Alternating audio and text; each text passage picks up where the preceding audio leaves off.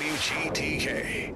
970 WGTK gives you Let's Talk with Dr. Stan Frager. From relationship problems to family feuds, he's got all the advice and expert help you'll need.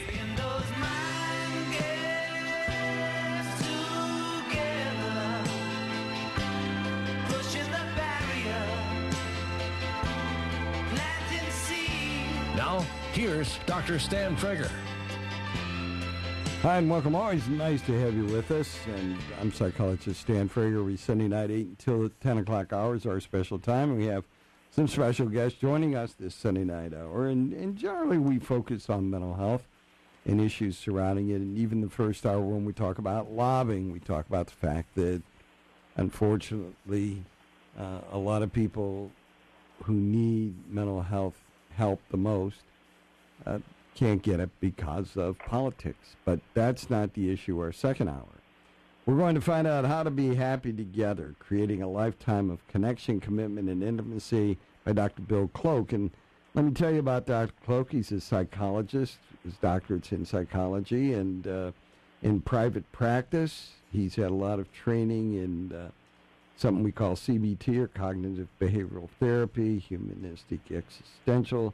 A lot of, we have lots of psychobabble, and he's been trained in them all. But they're very powerful techniques to help you get through the complexities of life. And he continues to develop specialization, anxiety, depression, self-esteem issues, relationship counseling. And his book, Happy Together, deals with that. And by the way, if you have some questions about relationships or about marriage or anything to do with that kind of issue, I think you will find our next hour a very special time, very helpful to you. And we have some complimentary copies of Dr. Cloak's book, by the way, which is called Happy Together, Creating a Lifetime of Connection, Commitment, and Intimacy. Also with us is longtime friend, Dr. Eli Karam.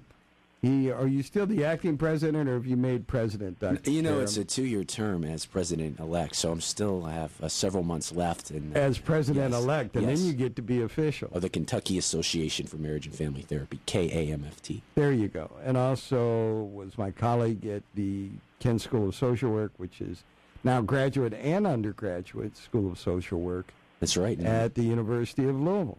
And sometimes fills in for me on those rare occasions when I'm not around. And it's just great to have you with us. And I appreciate you being Sunday here. Night family. Yeah, there you go. When I had take one of my rare Sunday nights off, it was great having you here. All right, Dr. Cloak, nice to have you with us. Thanks. Nice to be here. All right. Let's talk about your book a little bit. Very interesting book, kind of a manual with a lot of key points at the end of each chapter. Let's talk about it a little bit of what's unique about Happy Together. Well, what's unique about it? Well, one thing is that we have a workbook that's built in, which is a series of reflections after each chapter. So this is a book that couples can use as a way of not only getting closer, but staying closer and creating that sense of a loving environment. And I think all couples really start out loving each other, and oftentimes things go wrong. One of them is criticism and defensiveness and stonewalling and being contemptuous. Those kinds of things are always very hurtful. John Gottman brought that out in his book, 7 Principles of Happy Marriage, which is one of the standards we go by. But I think in this book I'm really trying to talk about all the different aspects of what creates difficulties, including the difficulties we have with ourselves. So it's not only the relationship we have with someone else, it's the relationship we have with ourselves and how that comes into our relationship with other people. So, and when you're kind of upset about some things, it reflects itself in a lot of different areas. Obviously, marriage, or it doesn't have to be marriage. It can be an intimate relationship with a partner. This is for all relationships in many ways. And it comes out in lots of different ways. Yeah. Right, we're critical with ourselves, we're probably going to be critical with our mate. Right, it makes sense. If you can't be happy with yourself, how can you be happy in a committed relationship? Exactly. So give us a little overview there. Dr. Cloak, about couple hooks up and then with a partner, and they become they're obviously very in love and everything is rosy. And then it starts to change, typically, because that initial infatuation that's there at the beginning seems to fade a little bit. What's going on there? And then what happens typically? Well, I think there's, we start out romantically, and then there's always a series of disappointments and difficulties that come into the relationship, and it's sort of how we handle them is so important. One of the things I really try to do is to make some distinctions within this book, and being able to, for example, make a distinction between a complaint and a criticism. Oftentimes couples become defensive and they become critical, and they're not able to look at whatever their own part might be in whatever's going on. And the critical part is not needing to be right and being able to look at oneself and be able to look at the process between and within, so that people are using the relationship as a way to reflect on the relationship and on what's going on within. So one of the things I've tried to do is to make that distinction between a criticism and a complaint. And what I've seen is that oftentimes when couples are critical with each other, it breaks the connection that they have with one another. And if they do that often enough, it can really destroy the love that they have for each other. So a complaint is really about something about what we want in the future. A criticism is really about what one did that was bad. Right. Dr. Karam? Criticisms are global, Dr. Stan, meaning you always do this or you never do that.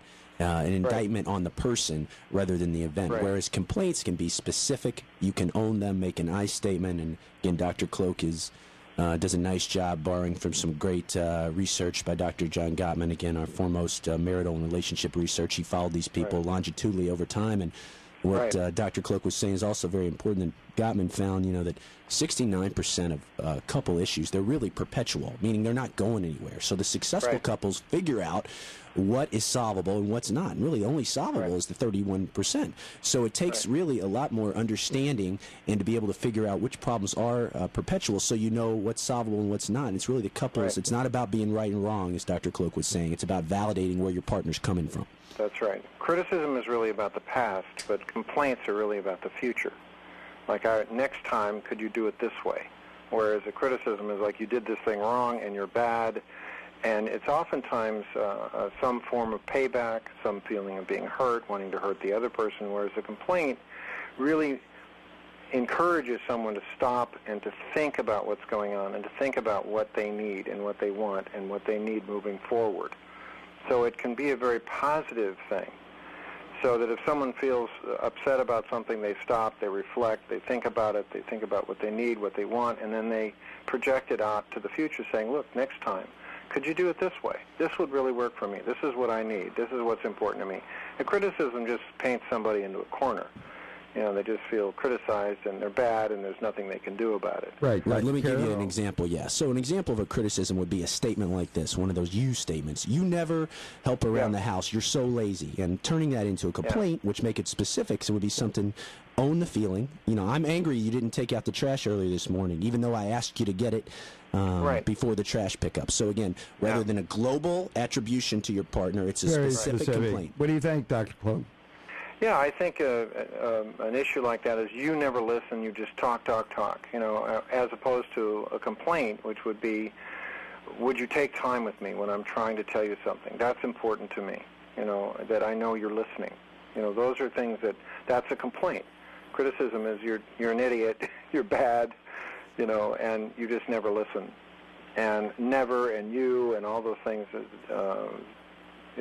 is what we're really talking about, and how those things are so ineffective, and they really break the connection. It's all about connecting. It's all about reconnecting if there's been a break. As I read your book, breaks, but we got to reconnect. I had spent some time up the road from where you live. You still live in Santa Monica? I live in actually Pacific Palisades. But okay. I work in Century City. Yeah, I lived out in Santa Monica for about 15 years, and Oh, yeah. And I spent quite a bit of time up the road from you to Esalen. With Dr. Fritz Perls. In fact, lived with Fritz for a little while. You lived with Fritz? And so oh my goodness. I have some stories I have to tell you, but reading your book triggered a lot of memories of some things he used to say. We'll share those when we get back, talking with Dr. Bill Cloak. Happy Together, Creating a Lifetime Connection, Commitment, and Intimacy. I'm Dr. Stan Frager, and with Dr. Eli Karam here from the University of Louisville's King School of Social Work. We'll be right back. Calling Dr. Howard, Dr. Fine, Dr. Frager. You found Let's Talk with Dr. Stan Frager. Dr. Stan Frager is standing by to give you insight on issues that matter most to you. Call now, 571-0970. Hi, and welcome. Always nice to have you with us. We're talking about how to really make your relationships stick together. Talking with psychologist Dr. Bill Cloak. And in the studio with us is marriage and family counselor Dr. Eli Karam. And Dr. Cloak, we were talking a little bit about the difference between criticism and complaint. And you try and point out and bring through the fact that even in conflict, it can help with intimacy. Talk about that a little bit, please. Well, all couples fight. I mean, all couples have disagreement. Disagreement is normal. Conflict is normal. So we want to be able to think about how those conflicts get started and how to deal with them in a fair way. You know, there's a fair fight kind of process, which is you don't hit below the belt, you don't swear, you don't yell, you don't call names, you don't bring up the past, you don't say mean things. You try to stick to what's going on. And all people have their sensitive spots. There's their own history that they bring to every interaction. And that history, actually comes into every process, oftentimes in conflict. One of the things I bring out is this issue of the confluence of pain. So what people have suffered with before in their lives, and that's really all of their lives, comes into that process when they're talking to each other. So we want them to be able to have disagreements and conflicts in a way where they can hear each other out and they can go through a general process that I've developed called this conflict resolution process, which starts out as a cool-off, acknowledging one another, which is not necessarily agreeing with each other, but acknowledging. And when one acknowledges, it's just to be able to let other people know, or that other person know, that you hear them, that you understand what they're saying. And then it's really, what is the problem, and what can we both do to make it better? Once you've gotten to the what can we do to make it better part, you're already in a good place. And then if both people try then, at the end of that, to do something about what's important to the other person, it makes a big difference. And it's sort of the act of creating love. And in that creating process, it's also to understand those things that are especially sensitive to each one of us. So those are things that generally bring conflicts out and lead to a lot of defenses and criticism and the stonewalling and all that contemptuous stuff what do you that can think? go on. Mm-hmm. One of the things marriage and family therapists do, Dr. Stan, is provide some basic psychoeducation. As Dr. Cloak was saying, it's not about, depending on what kind of family of origin, how you grew up, what you saw in your blueprint of relationship, your parents, you might think fighting is bad, and we know that. That is not predictive of these lasting couples, who's going to make it or not. It's how you fight, and really how you repair after a tear in a relationship. That's right. And as Dr. Cloak was saying, you can't do that when you're fired up, though, what we call physiological flooded, when your fuse is blown. So these successful couples, the masters of marriage, if you will, know when to restart this conversation. So the real skill is either limiting the escalation before it gets too much, or taking that cool-off time, and just not taking a time out. It's not just walking out on your partner. It's offering assurance first. It's saying, you know what, I care about what we're doing here. Things are out of hand. I need to go and cool off. You need to cool off. Let's restart this conversation when we're calm. What do you think, Dr. Cloak? I think the most important skill I've learned in being married is when not to talk, is when to stop talking and just take it easy and think and process. Because oftentimes when we're angry, it's not about one thing. It's about maybe 4 or 5 different things that can be going on all at the same time on various levels. You know, we all have sort of layers to our personality.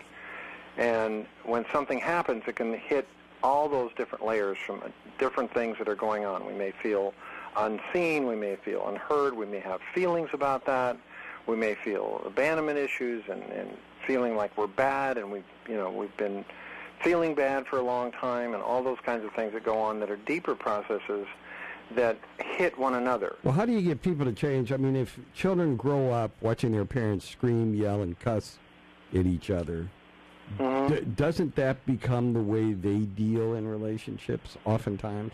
It is exactly the way they deal with relationships, and that's usually what I'm working with, and usually what Dr. Karam is working with is old processes that are coming into the new relationship. And they didn't work at home, and they're still not working, and yet people are still doing them. And so we want to change that. We want to give people different processes to use where they're listening to each other and they're hearing what each one of them is trying to say and paying attention to what those things are. But don't you think that's easy to say and hard to do? It's extremely hard to do. And what I'm trying to talk to people about is getting in the struggle, not necessarily being able to automatically just switch like that. It is a struggle. It is hard. It does take some concentration and some work. So people shouldn't be discouraged, but continue to try to develop these processes that really do eventually create love and create a better connection between people. Look, when you get gridlocked, it's hard to see yourself as part of the problem. But, marriage and family therapists, they never met a couple where 100% of the problem resides with one person. It doesn't work that way. Right. It's a couple cycle. You have to own your part in the cycle. And until you do that, you're going to be gridlocked. So until you can look at your part in what we were saying, and as Dr. Cloak also mentioned, it's really not about fighting about the dishes or taking out the trash, an example I said. It is these hidden issues, power, trust, loyalty, respect, that there's really in the core. And the successful couples know how to go under the surface and get to those core existential issues that every couple has. Right. Do you love me? Do you want me? Do you care? Am I important to you? Those are oftentimes the most, deeply held feelings. But they may be fighting about who put the tube on the toothpaste. But it's really about you don't care about me. Well, that issue, a lot of times when you see little things that that are wrong, and it can be in a radio show or it can be in a relationship, it sends a message that, you know what, we don't really care about you. Yeah. Yes, oftentimes a person may feel completely unlovable and therefore be hiding and defending all the time because deeply they don't feel that anybody could love them. And those are important issues. Yeah. Let's talk a little bit about, well, I'll tell you what, when we get back, you have some ideas about what makes love last. Okay. And I'd like my Sunday night family to hear that. And a lot of times people on the surface, everything is fine. Yeah. Mm-hmm. And, if they have issues in this area or questions, we welcome their calls as well. Our lines are open. We do welcome your calls. We're in the 502 area code, 571-0970. 571-0970 puts you right here. And we have a couple complimentary copies of Dr. Cloak's book, by the way, called Happy Together, Creating a Lifetime of Connection, Commitment, and Intimacy. And we'll find out what makes love last when we get back. So give us a call, and we'll talk a little bit about it. And you have the answer. That's, I have a lot of patients that want that answer. So I got it. All right. We'll find out what makes love last. And with Dr. Eli Karam, President-elect of the Marriage, Family, and Other Association. What is it, Dr. Karam? Kentucky Association for Marriage and Family Therapy, KAMFT. We got to get it right. All right. And it's great to have both of you with me. I'm Dr. Stan Frager. We're here from 8 until the 10 o'clock hour every Sunday night, and it's nice to have you with us. And much more on 970 WGTK. Doctor, my eyes have seen the years and the slow parade of fears without crying. Now I want to understand. Doctor. There you go. Talking with psychologist Dr. Bill Cloak and marriage and family therapist Dr. Eli Karam. We're talking about relationships and Dr. Cloak's book, Happy Together, Creating a Lifetime of Connection, Commitment, and Intimacy. All right, we're going to find out how to make love last. And Dr. Cloak, you said you've got the answer. Yep. All right, here we go. People want here we love go. to Here's last. the answer. Everybody ready? That's it. Get your pencils out. Get your pens out, folks. There you go. It's what I call the cure, okay? And if you take the first letter of each one of those, it's compassion, understanding, respect, and empathy. If you're not using one of those, you're off track. That's within yourself and also within the relationship. Those are big challenges for couples, but that's what works. Compassion, understanding, respect, and empathy. And that's really the way to keep that connection alive and keep that love in a good place. Is always remembering to do one of those processes. Empathy involving being able to let the other person know that you know how they feel, which is very, very critical. Well, let's talk about each one of those just very quickly. So when you say compassion. Compassion is that we are able to be there for the other person when they need us. That concept of showing up, of being able to be there in a way that is supportive and loving and caring when the other person is having a hard time and they need us to be there. It's really critical that we're there when the other person is in need. Understanding is that we recognize and we let the other person know that we understand what they are going through, what's happening with them, and we have an understanding of what's necessary and what we need to do to be positive and to create a positive feeling within the relationship. Respect means that we respect the difficulties, we respect the person that we're marrying, and we act and behave in a respectful manner. One of the most important things about relationships is that if we do them right, they make us into better people, because we have to be better people to be in them. Okay, so the value of relationships is to be the kind of person that is worthy of being loved. That person is the person that someone would love because how they are being with them. Okay, that in essence is what we get loved for.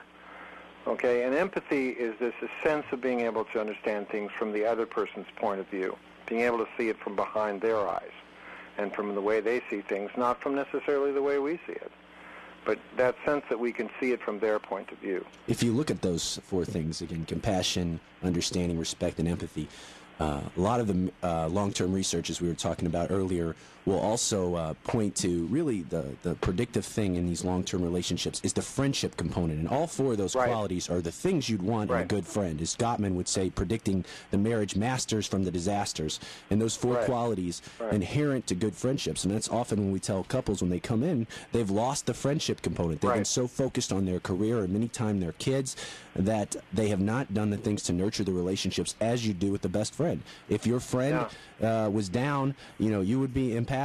You would be compassionate. You would show understanding and respect. And we sometimes forget to do this to the people that we're closest to, our partners, our significant others. Very, very critical point. This is what friendship's all about. And we'll have couples come in and, one person is screaming at the other, why aren't you giving me more affection? Or why aren't you being close to me? Or why don't you want to marry me? Or and they're screaming and complaining and yelling at the person and criticizing. I'm thinking, well, that's really going to work. That's really going to bring them closer together. That's going to cause them to want to be close. And so it's really interesting how that works and how important friendship is. All right, let's go to the... And humor. And humor. Sense of humor is very good, very important for love to be able to continue. If we use humor as a way of neutralizing things, is very helpful. Tell you what, if you look up, there's a website called threefunnyguys.com, spelled out, threefunnyguys.com, and you'll see there's four of us. I'm the fourth person. I said, wait a minute, why are we calling it Three Funny Guys? They all pointed their finger at me and said, you're not funny. That was really sad. It was a sad day. We got Ann on the phone and room for more, 571-0970. We'll take your phone calls. The lines are open. We do welcome them. And we'll be right back. We'll do a little break here and then be right back with Dr. William Cloak and Dr. Eli Karam, and we're here for you at 970 WGTK. Dr. Howard, Dr. Vine, Dr. Frager. You found Let's Talk with Dr. Stan Frager. Dr. Stan Frager is standing by to give you insight on issues that matter most to you. Call now, 571-0970. All right, welcome. I'm Dr. Stan Frager, and every Sunday night we get together from 8 until the 10 o'clock hour. Talking with Dr. Bill Cloak, author of Happy Together, Creating a Lifetime of Connection, Commitment, and Intimacy, and my former colleague and good friend, and sometimes helps me out on Sunday nights, especially Dr. Eli Karam. And let's go to the phones. And Ann, hi, welcome. Nice to have you with us. Hi, thanks for taking my call. Yeah, thank you for waiting. Go ahead, ma'am. I wanted to ask Dr. Cloak, I'm really excited to receive his book in the mail.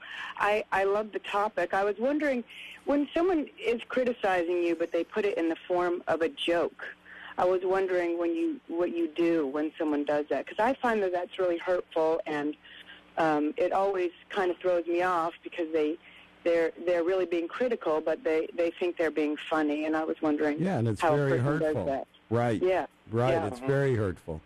What do you think, Dr. Cloak?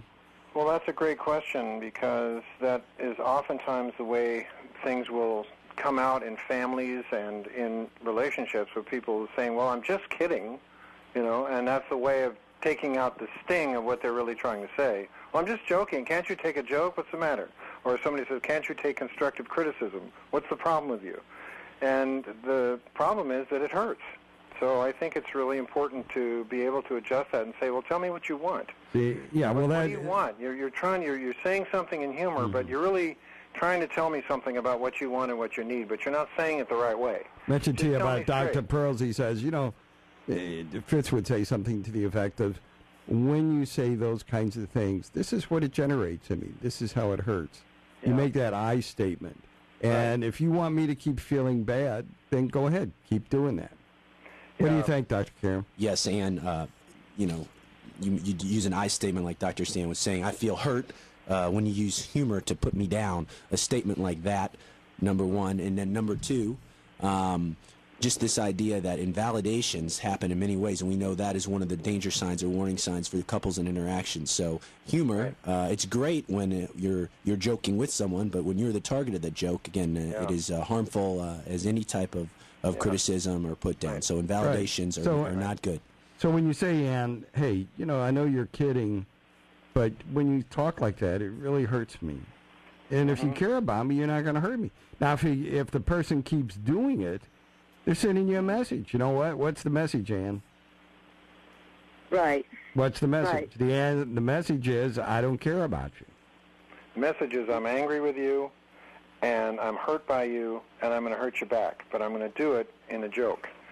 Freud said it feels like anger, but it's hurting my feelings, and I'm always thrown off.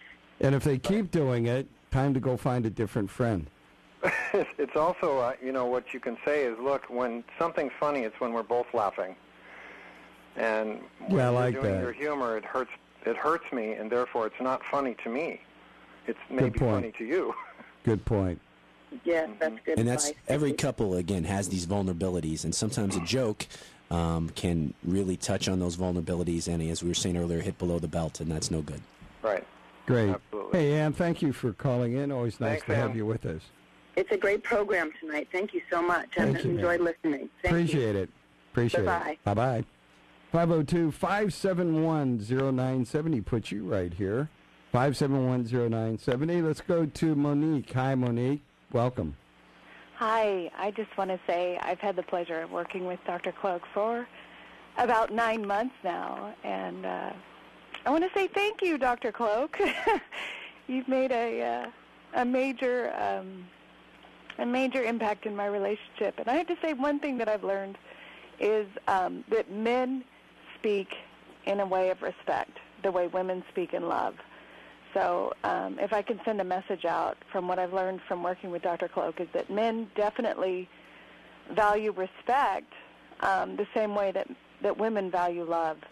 And so if you can work in your relationship with regards to respecting your man and doing that in a way of unconditional respect with a relationship that women value unconditional love, that it can work wonders in your relationship. And what's made the biggest difference for you? This was marriage counseling or partner counseling? A little bit of both.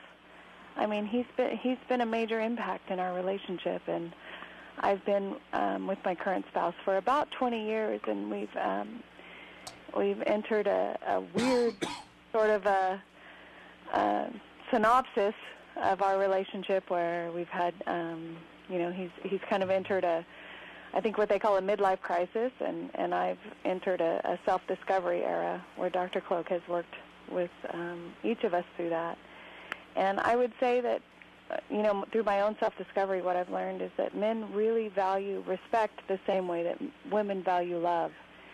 And, if I can send a message out there to the women out there, that to not confuse unconditional love with the way that your men value unconditional respect. They want your respect, whereas women value unconditional love, and it's a give and take relationship, and to not forgive that. I think so many times that we get into a situation where we want to tell our man that I'll respect you when you love me, and right.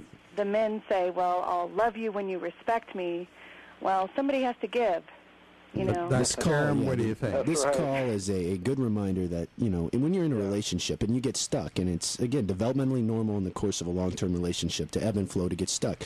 Seeing someone, a marriage and family therapist, a psychologist that works with relationships like Dr. Cloak is not a bad thing. And so much we have this stigma against mental health or getting problems, but marriage and family therapists look at relationship from this health principle that we just get stuck. The therapist is a conduit for helping the couple get unstuck, teaching them skills. So this is a good example of how to use a mental health professional to get unstuck. And when you have people call like Monique, Dr. Cloak makes it all worthwhile, doesn't it? It certainly does.